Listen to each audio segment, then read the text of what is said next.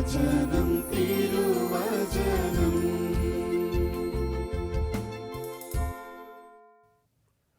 ടിവിയുടെ വചനം തിരുവചനം ശുശ്രൂഷയിലേക്ക് സ്വാഗതം. നമ്മൾ ഇന്ന് ധ്യാനിക്കുവാൻ പോകുന്ന വിഷയം യേശുവിന് ജന്മം നൽകുവാനായി പിതാവായ ദൈവം ക്രമീകരിച്ച സംഭവങ്ങളുടെ ഒരു സാഹചര്യത്തിൻ്റെ വിലയിരുത്തലാണ്. മാലാഖ പരിശുദ്ധ അമ്മയുടെ അടുക്കലേക്ക് വരികയാണ്. വന്നിട്ട് പരിശുദ്ധ അമ്മയോട് യേശു ജനിക്കുവാൻ പോകുന്നതിനെക്കുറിച്ച് വിവരിക്കുന്നു. അപ്പോൾ പരിശുദ്ധ അമ്മ സംശയം പ്രകടിപ്പിക്കുകയാണ്. അപ്പോഴാണ് ആ പ്രോസസ്സ് ആരംഭിക്കുന്നത്. യേശു ക്രിസ്തു ജനിക്കുന്ന ആ മഹത്തായ നിമിഷങ്ങളാണത്. മാലാഖ പറയുന്നു, പരിശുദ്ധാത്മാവ് നിന്റെ മേൽ വരും, അത്യുന്നതൻ്റെ ശക്തി നിന്റെ മേൽ ആവസിക്കും. ആകയാൽ ജനിക്കാൻ പോകുന്ന ശിശു പരിശുദ്ധൻ ദൈവപുത്രൻ എന്ന് വിളിക്കപ്പെടും. എന്നിട്ട് ഒരടയാളമൊക്കെ നൽകുന്നു. അപ്പോൾ പരിശുദ്ധ അമ്മ തൻ്റെ സമ്മതം അറിയിക്കുകയാണ്. ഇതാ കർത്താവിൻ്റെ ദാസി, നിന്റെ വാക്ക് എന്നിൽ നിറവേറട്ടെ. ഈ സമയത്താണ് കർത്താവിൻ്റെ ജനനം സംഭവിക്കുന്നത്. ദൂതൻ ആ സമയം അവളെ വിട്ടുപോയി.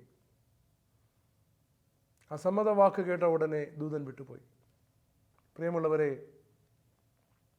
പരിശുദ്ധാത്മാവ് നമ്മളിൽ യേശുവിന് ജന്മം നൽകുവാൻ, നമ്മളിൽ ദൈവവചനത്തെ രൂപപ്പെടുത്തുവാൻ, ദൈവവചനത്തിൻ്റെ ക്രിയ ചെയ്യുവാൻ ഇടപെടുന്ന ഒരു രീതിയാണ് ഇവിടെ നമുക്ക് വ്യക്തമായിട്ട് മനസ്സിലാകുന്നത്. ഒന്ന്, ആ വചനം നമ്മൾ കേൾക്കുന്നു, ആ വചനം നമ്മളോട് പ്രഘോഷിക്കപ്പെടുന്നു. രണ്ട്, അതിനോടൊപ്പം പരിശുദ്ധാത്മാവ് നമ്മളിലേക്ക് വരികയാണ്. കർത്താവ് പറയാണ്, ഞാൻ നിങ്ങളോട് പറഞ്ഞ വചനങ്ങൾ ആത്മാവും ജീവനുമാണ്. ആ വചനത്തിലൂടെ ദൈവത്തിൻ്റെ ആത്മാവ് നമ്മളിലേക്ക് വരികയാണ്. എന്നാൽ നമ്മളിൽ മാറ്റം സംഭവിക്കുന്നത് എപ്പോഴാണ് എന്ന് ചോദിച്ചാൽ, നമ്മളിൽ മാറ്റം സംഭവിക്കുന്നത് നമ്മളതിന് ആമേൻ പറയുമ്പോഴാണ്. ആ വചനത്തിൻ്റെ ശക്തി എന്നിൽ പ്രവർത്തിക്കട്ടെ എന്ന് ഞാൻ സ്വയം ഏറ്റുപറയുമ്പോഴാണ് എൻ്റെ ഉള്ളിൽ പരിശുദ്ധാത്മാവ് പ്രവർത്തിക്കുക. അല്ലെങ്കിൽ അതുവരെ ഒന്നും സംഭവിക്കില്ല. നമ്മൾ ഇതിനു മുമ്പൊരിക്കൽ ധ്യാനിച്ചിരുന്ന ഒരു കാര്യമാണ്, വെള്ളത്തിനു മീതെ പരിശുദ്ധാത്മാവ് ചലിച്ചുകൊണ്ടിരുന്നു. കർത്താവിൻ്റെ വചനം വന്നു കഴിഞ്ഞപ്പോഴാണ് പരിശുദ്ധാത്മാവ് പ്രവർത്തിക്കുന്നത്. മനുഷ്യരുടെ കാര്യത്തിലാകട്ടെ, ദൈവത്തിൻ്റെ പരിശുദ്ധാത്മാവ് നമ്മളിലേക്ക് വചനത്തോടൊപ്പം കടന്നു വരുമ്പോൾ നമ്മുടെ സമ്മതം അവിടെ ആവശ്യമാണ്, നമ്മുടെ ആമേൻ അവിടെ ആവശ്യമാണ്. നമുക്ക് കാണാം, വചനം മുഴുവൻ കാണാതെ പഠിച്ച ഒരാളുണ്ട്. യേശുക്രിസ്തുവിൻ്റെ അടുത്ത് വചനം കോട്ട് ചെയ്തയാളാണ്. വചനം പറയുമ്പോൾ അത് ആഗ്രഹിക്കുന്ന അർത്ഥത്തിൽ അല്ലാതെ പറഞ്ഞയാളാണ്. അതിൻ്റെ യഥാർത്ഥ അർത്ഥത്തിന് ആമേൻ പറയാത്തയാളാണ്. മറ്റാരുമല്ല, പിശാച്. അതുകൊണ്ട് വെറുതെ വചനം പറയുന്നത് കൊണ്ട് ആ വചനം ഒന്നും പ്രവർത്തിക്കുകയില്ല. വചനം അത് പറയുമ്പോൾ അതിനോട് ആമേൻ പറയുമ്പോഴാണ്, യെസ് എന്ന് പറയുമ്പോഴാണ്, ഇതിനിൽ സംഭവിക്കട്ടെ എന്ന് പറയുമ്പോഴാണ് വചനം പ്രവർത്തിക്കുക. ഇത് ദൈവവചനം പ്രവർത്തിക്കുന്ന രീതിയുടെ ഒരു അടിസ്ഥാന പാഠമാണ്. നമ്മൾ എത്രമാത്രം വചനം കേട്ടാലും ഹൃദയം കൊണ്ടത് സ്വീകരിച്ച് ആമേൻ പറയാത്ത പക്ഷം ആ വചനം നമ്മളിൽ ഒന്നും ചെയ്യാൻ പോകുന്നില്ല. ആ വചനത്തെ തിരസ്കരിക്കുവാനായിട്ടുള്ള സ്വാതന്ത്ര്യം ദൈവം നമുക്ക് തന്നിട്ടുണ്ട്. ദൈവം വീണ്ടും വീണ്ടും ആ വചനം നമ്മളോട് പറഞ്ഞേക്കാം. നമ്മൾ ആമേൻ പറയുന്നത് വരെയും പക്ഷേ നമ്മളിൽ പ്രവൃത്തി ചെയ്യാനാകാതെ ദൈവം നമുക്ക് നൽകിയ സ്വാതന്ത്ര്യത്തെ മാനിച്ച് വചനം ഇങ്ങനെ കാത്തു നിൽക്കും. അതാണ് പരിശുദ്ധ അമ്മയുടെ അനുവാദം നൽകൽ. നമുക്ക് നൽകുന്ന പാഠം. പ്രിയമുള്ളവരെ, വചനത്തിന് അത്ഭുതകരമായ ചാലക ശക്തിയുണ്ട്. നമുക്കറിയാം, നമ്മളുടെ വാക്കുകൾക്ക് തന്നെ പലപ്പോഴും അസാമാന്യമായ സ്വാധീനശേഷിയുണ്ട്. ഒരു വലിയ സ്ഥാപനം എടുത്താൽ ഗേറ്റിനടുത്തേക്ക് വരുന്ന ആളുകളെ പറഞ്ഞയക്കാൻ ചിലപ്പോൾ അവിടെ നിൽക്കുന്ന വാച്ച്മാൻ്റെ വാക്കുകൾക്ക് കഴിവുണ്ട്. ഒരു ഡിപ്പാർട്ട്മെൻറ്റിൽ ജോലി ചെയ്യുന്ന ആൾക്കാരെ മുഴുവൻ വേണമെങ്കിൽ ഇന്ന് നിങ്ങൾ വീട്ടിൽ പോകുക എന്ന് പറഞ്ഞാൽ പറഞ്ഞയക്കാൻ ആ ഡിപ്പാർട്ട്മെൻറ്റ് ഹെഡിന് സാധിക്കും. രണ്ടുപേരും മനുഷ്യരാണ്. ഇന്ന് വീട്ടിൽ പൊയ്ക്കൊള്ളുക എന്ന് പറയുന്ന ഒരു വാക്യമായിരിക്കും രണ്ടുപേരും പറയുന്നത്. പക്ഷേ ഗേറ്റ് കീപ്പറിനെ സ്വാധീനിക്കാൻ പറ്റുന്ന ആളുകളുടെ എണ്ണം പരിമിതമാണ്. അതിനേക്കാൾ കൂടുതലാണ് ഒരു ഡിപ്പാർട്ട്മെൻറ്റ് ഹെഡിന്. എന്നാൽ ആ കമ്പനിയുടെ മുഴുവൻ ഉടമസ്ഥൻ അവിടെ നിന്നുകൊണ്ട് അതേ വാചകങ്ങൾ പറയുകയാണ്, നിങ്ങളെല്ലാവരും ഇന്ന് വീട്ടിൽ പൊയ്ക്കൊള്ളുക. ആ കമ്പനിയിലെ ആളുകൾ മുഴുവൻ വീട്ടിൽ പോകും. 3 വ്യത്യസ്ത വ്യക്തികളാണ്, 3 തലങ്ങളിലുള്ളവരാണ്. അത് പറഞ്ഞപ്പോഴുണ്ടാകുന്ന റിസൾട്ട് വേറെയാണ്. അതുകൊണ്ടാണ് ഈ ലോകത്തിൽ ആരൊക്കെ നിനക്കെതിരെ എന്തൊക്കെ പറഞ്ഞാലും അതിൻ്റെ എല്ലാം മുകളിലൂടെ ചലിക്കുവാൻ കഴിവുള്ള ദൈവിക ശക്തി. നീ കടന്നു വരുമ്പോൾ വാച്ച്മാൻ പറയുകയാണ്, നീ കയറണ്ട, പുറത്തേക്ക് പോവുക, നീ ആ കമ്പനിയിൽ ആരുമല്ല, നീ പുറത്തേക്ക് പോകാൻ പോകുമ്പോൾ പെട്ടെന്ന് ആ കമ്പനിയുടെ മാനേജർ പറയുകയാണ്, അകത്തേക്ക് വരിക. അകത്തേക്ക് വരാൻ പറയുമ്പോൾ ആ സമയം ഗേറ്റ് തുറക്കും, അകത്ത് വരും. കാരണം പിന്നീട് നിന്നെ പ്രതിരോധിക്കുവാൻ ആ വാച്ച്മാൻ ആവുകയില്ല. ആ വാച്ച്മാൻ നിന്നെ കയറ്റിവിട്ട് കഴിഞ്ഞ് കുറച്ച് കഴിഞ്ഞ് നോക്കുമ്പോൾ ആ കമ്പനിയുടെ മാനേജർ പറയുകയാണ്, നിനക്കിവിടെ നിൽക്കാൻ പറ്റില്ല, പോവുക എന്ന് പറഞ്ഞാൽ നീ തിരിച്ച് കമ്പനിയിൽ നിന്ന് പുറത്തേക്ക് ഇറങ്ങേണ്ടി വരും. അങ്ങനെ ഇറങ്ങി നടന്ന് ഗേറ്റിനടുത്ത് എത്തുന്നതിന് തൊട്ട് മുൻപ് അതാ ഉടമസ്ഥൻ കണ്ടിട്ട് നിന്നെ വിളിക്കുകയാണ്, നീ ഇവിടെ പോകുന്ന, അകത്തേക്ക് കയറി വരിക. പിന്നെ മാനേജറുടെ വാക്കുകൾക്ക് ശക്തിയില്ല. ആ ശക്തി അവിടെ അവസാനിക്കുകയാണ്. എപ്പോൾ?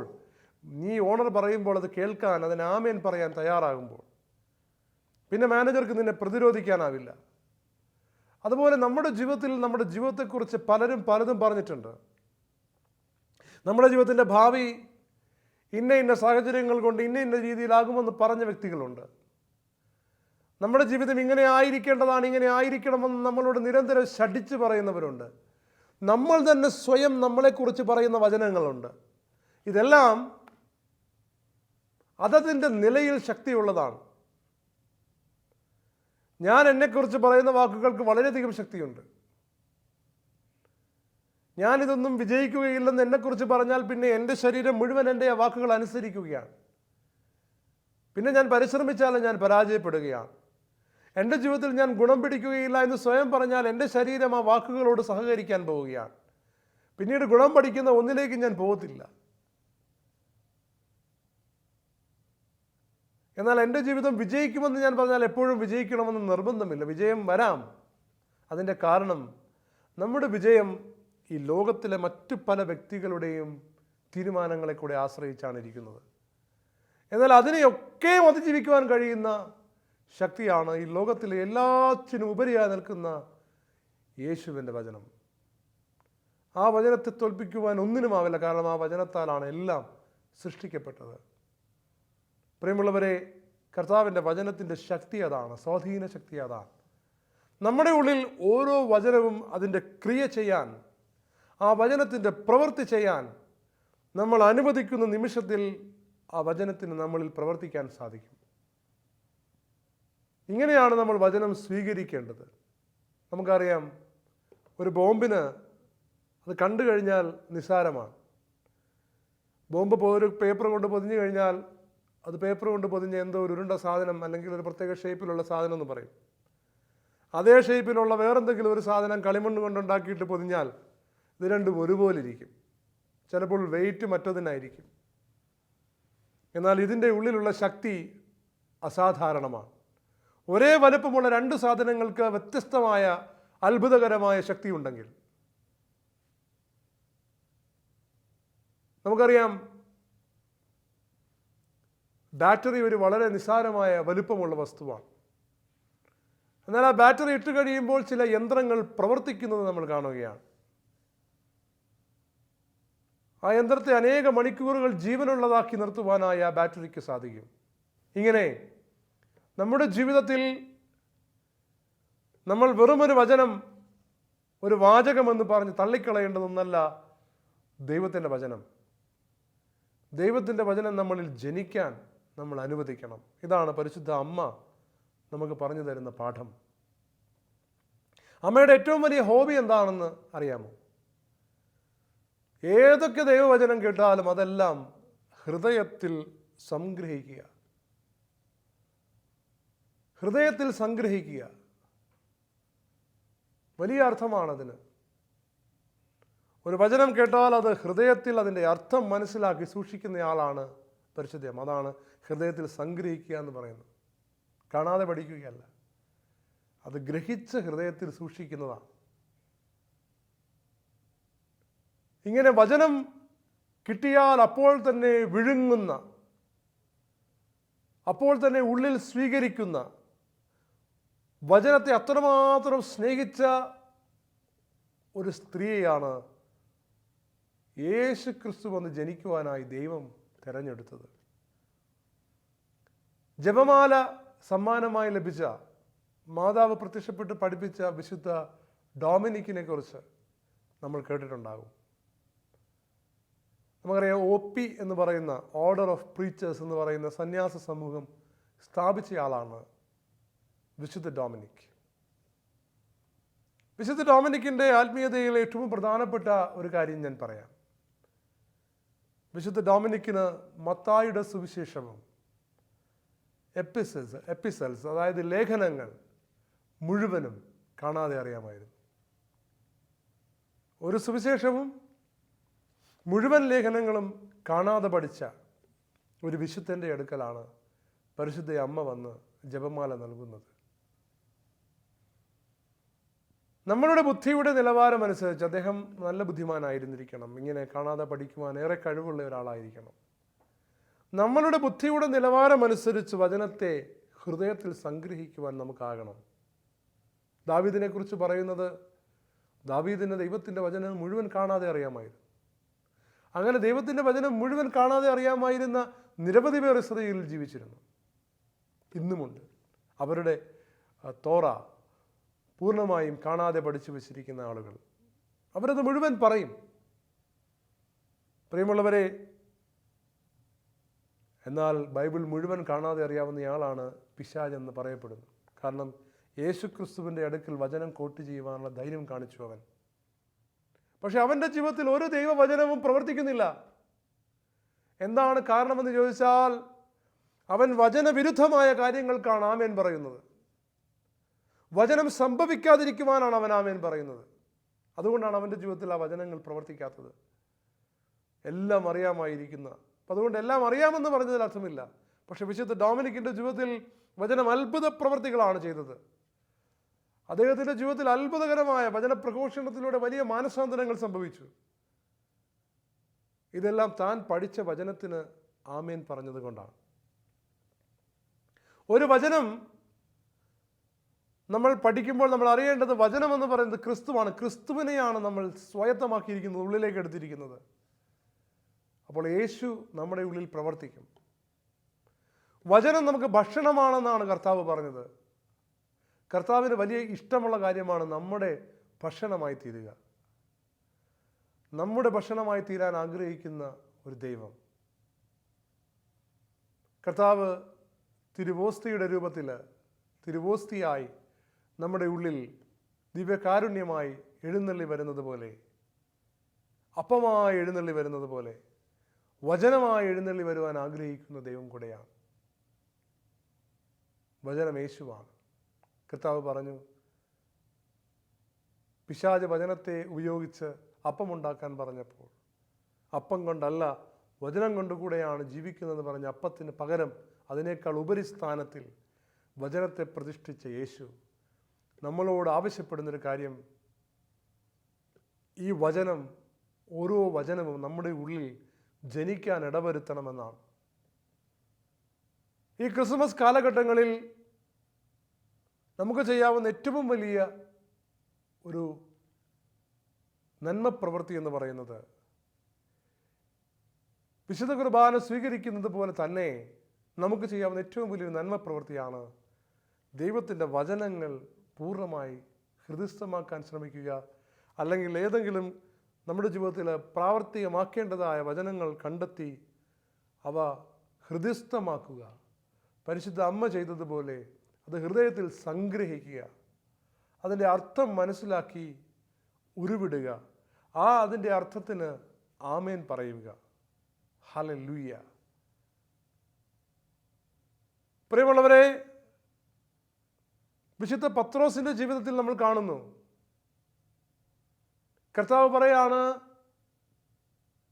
ഞാൻ നിങ്ങളോട് പറഞ്ഞ വചന നിമിത്തം നിങ്ങൾ ശുദ്ധിയുള്ളവരാണ്, എങ്കിലും നിന്റെ പാദം ഞാൻ കഴുകണം, കുളിച്ചവൻ്റെ കാല് മാത്രം കഴുകിയാൽ മതി. അപ്പോൾ പത്രോസ് സമ്മതിക്കുന്നില്ല. അത് സമ്മതിക്കാത്ത സമയത്തോളം പത്രോസ് കഴുകപ്പെടുന്നില്ല.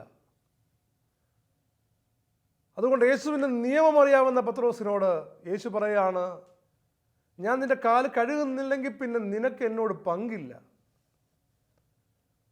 അപ്പോൾ പത്രോസ് പറയുകയാണ്, കർത്താവേ, എന്നാൽ പിന്നെ എന്നെ മൊത്തം കഴിയിക്കോ? ഈശോ വെളിപ്പെടുത്തുന്നത്, ഈശോയുടെ വചനം കൊണ്ട് ഈശോ നമ്മുടെ തല മുതൽ പാദം വരെ കഴുകും.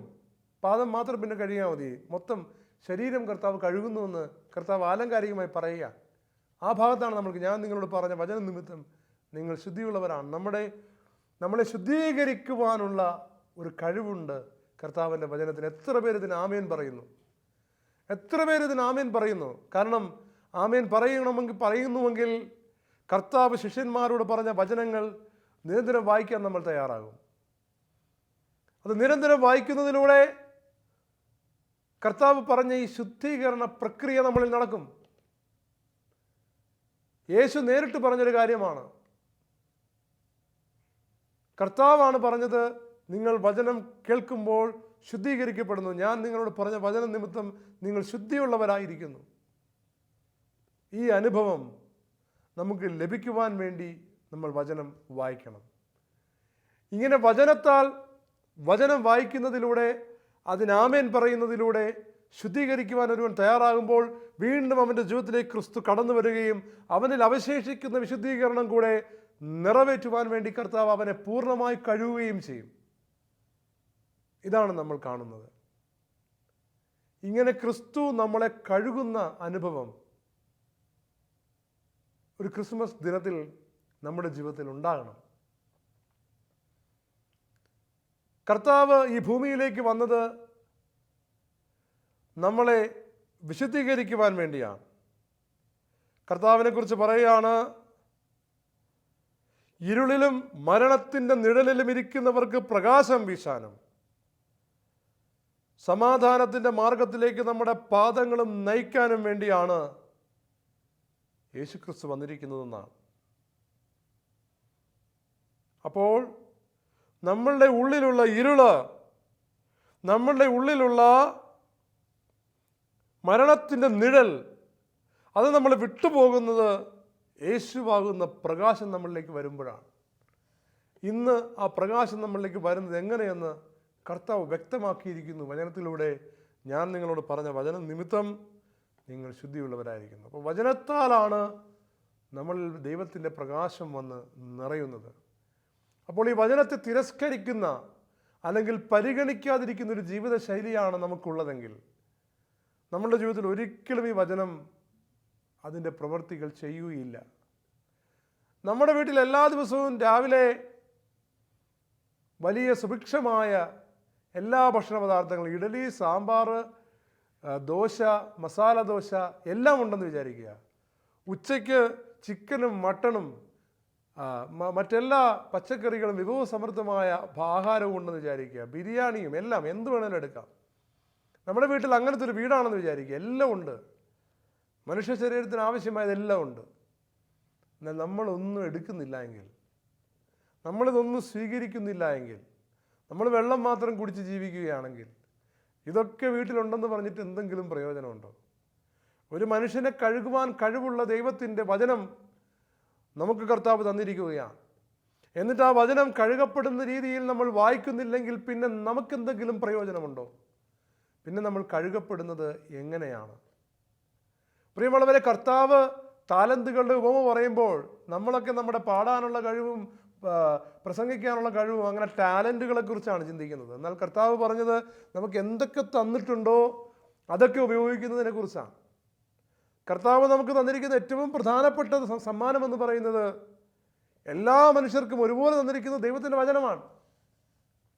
ഈ ദൈവത്തിൻ്റെ വചനത്തിൻ്റെ ശക്തി ഞാൻ ഉപയോഗിക്കുമ്പോൾ എൻ്റെ ഉള്ളിലെ മറ്റനേകം ശക്തികൾ വളരുകയും ഞാൻ എന്നിൽ പോലും പ്രതീക്ഷിക്കാത്ത കഴിവുകൾ എന്നിൽ പ്രത്യക്ഷപ്പെടുകയും ചെയ്യുക. ദൈവത്തിൻ്റെ വചനത്തിന് അത്രമാത്രം കഴിവുണ്ട്. ദൈവവചനമാണ് കർത്താവ് ആദ്യം നമുക്ക് തന്ന താലന്ത്. ഈ ദൈവവചനമാകുന്ന താലന്ത് ഉപയോഗിക്കാതിരുന്നിട്ട് ദൈവം എനിക്ക് ഒരു താലന്തും തന്നില്ല എന്ന് പറയുന്നത് എങ്ങനെയാണ്? അതിനാൽ നമ്മളുടെ താലന്തുകളെ കുറിച്ച് പറയുമ്പോൾ ഏറ്റവും പ്രധാനപ്പെട്ട താലന്ത് പാടാനുള്ള കഴിവല്ല, പ്രസംഗിക്കാനുള്ള കഴിവല്ല, പഠിക്കാനുള്ള കഴിവല്ല, ദൈവത്തിൻ്റെ വചനം എന്ന് പറയുന്ന നിധിയാണ് നമുക്ക് ലഭിച്ചിരിക്കുന്നത്.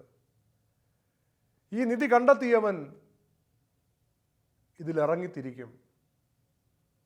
പ്രിയമുള്ളവരെ, യേശുക്രിസ്തു ഒരു കാലിത്തൊഴുത്തിൽ ജനിച്ചു എന്ന് നമ്മൾ പറയുമ്പോൾ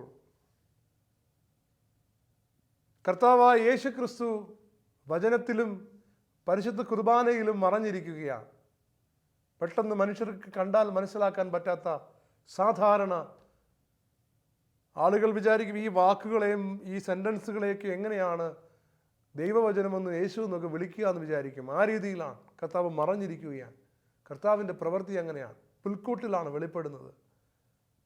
ഈ വിശുദ്ധ ഗ്രന്ഥത്തിൽ മുഴുവൻ നിറഞ്ഞിരിക്കുന്നത് ക്രിസ്തുവിൻ്റെ ശക്തിയാണ് എന്ന് പറയുമ്പോൾ ആ കാലിത്തൊഴുത്തിൽ ജനിച്ചിരിക്കുന്നത് ദൈവത്തിൻ്റെ പുത്രനാണെന്ന് പറയുന്നത് പോലെ തന്നെയാണ്. ഈ തിരുവോസ്തി യേശുവാണെന്ന് പറയുമ്പോൾ കാലിത്തൊഴുത്തിൽ ജനിച്ചിരിക്കുന്നത് യേശുവാണെന്ന് പറയുന്നത് പോലെ തന്നെയാണ്. ഇങ്ങനെ യേശു വെളിപ്പെടുന്ന രീതികൾ നമ്മൾ അറിയണം. ഒരു ദൈവിക കൂട്ടായ്മയിൽ യേശുവിൻ്റെ അദൃശ്യ സാന്നിധ്യമുണ്ടെന്ന് പറയുമ്പോൾ 3-4 പേരായിരിക്കും, എല്ലാവരും പാപികളായിരിക്കും. പക്ഷേ യേശുവിൻ്റെ നാമത്തിൽ ഒരുമിച്ച് കൂടുമ്പോൾ അവരുടെ മധ്യത്തിൽ യേശു വരുമെന്ന് കർത്താവ് പറഞ്ഞിട്ടുള്ളതിനാൽ കൂട്ടായ്മകളെ ബന്ധിപ്പിക്കുന്ന ക്രിസ്തുവിൻ്റെ സാന്നിധ്യം നിസ്സാരമാക്കി തള്ളാൻ പാടില്ല. ഇങ്ങനെ ഇന്ന് ലോകത്ത് കർത്താവിൻ്റെ സാന്നിധ്യം സജീവമായും തൊട്ടറിയാവുന്നതുമായി നിൽക്കുന്ന വിശുദ്ധ കുർബാനയും കൂട്ടായ്മയിലുള്ള ക്രിസ്തുവിൻ്റെ സാന്നിധ്യവും തിരുവചനമാകുന്ന ക്രിസ്തുവിൻ്റെ സാന്നിധ്യവും ഒക്കെ വ്യക്തമായും ശക്തമായും ഉപയോഗിക്കുന്നവരാണ് യഥാർത്ഥത്തിൽ ക്രിസ്തുമസിനെ ആഘോഷമാക്കി മാറ്റുന്നത്. എല്ലാ ദിവസവും ക്രിസ്തുമസാണ്. ദൈവത്തിൻ്റെ വചനം നമ്മളിൽ എല്ലാ ദിവസവും പ്രവൃത്തി ചെയ്യുമെങ്കിൽ, എല്ലാ ദിവസവും നമ്മൾ ദൈവത്തിൻ്റെ വചനത്തിന് ആമേൻ പറയുമെങ്കിൽ അതൊരു വലിയ ക്രിസ്മസ് അനുഭവം തന്നെയാണ്. എല്ലാ ദിവസവും നമ്മൾ വിശുദ്ധ കുർബാനയെ സ്വീകരിക്കുമെങ്കിൽ അത് സ്വീകരിക്കുന്ന നിമിഷങ്ങളിലെല്ലാം തന്നെ നമ്മുടെ ഉള്ളിലേക്ക് ക്രിസ്തു കടന്നു വരുന്ന വലിയ ക്രിസ്മസ് അനുഭവമാണ്. ഇതിൻ്റെയൊക്കെ ധ്യാനമാണ് നമ്മൾ ഈ കാലഘട്ടത്തിൽ നടത്തുന്നത്. എന്നാൽ ക്രിസ്മസ് എന്ന് പറയുന്നത് യഥാർത്ഥത്തിൽ സംഭവ്യമാകുന്നത് ക്രിസ്തു നമ്മളിൽ ജനിക്കുമ്പോഴാണ്. അതിനാൽ നമുക്കെല്ലാവർക്കും പ്രാർത്ഥിക്കാം. നല്ലവനായ ദൈവമേ, അങ്ങയോട് ഞങ്ങൾ പ്രാർത്ഥിക്കുന്നു. ദൈവവചനവും വിശുദ്ധ കുർബാനയും അങ്ങയുടെ ആത്മീയ കൂട്ടായ്മകളിലുള്ള പരിശുദ്ധമായ സാന്നിധ്യവും അറിഞ്ഞ് അതിനെ സ്നേഹിച്ച് കർത്താവെ, പരിശുദ്ധ അമ്മയും ഔസേപ്പിതാവും അങ്ങയെ മാറോട് ചേർത്ത് കൊണ്ടു നടന്നതുപോലെ ഈ വിശുദ്ധമായ അങ്ങയുടെ സാന്നിധ്യമുള്ള എല്ലാറ്റിനെയും പുൽകുവാൻ ഞങ്ങളെയും പ്രാപ്തരാക്കണമേ. പിതാവിനും പുത്രനും പരിശുദ്ധാത്മാവിനും സ്തുതി.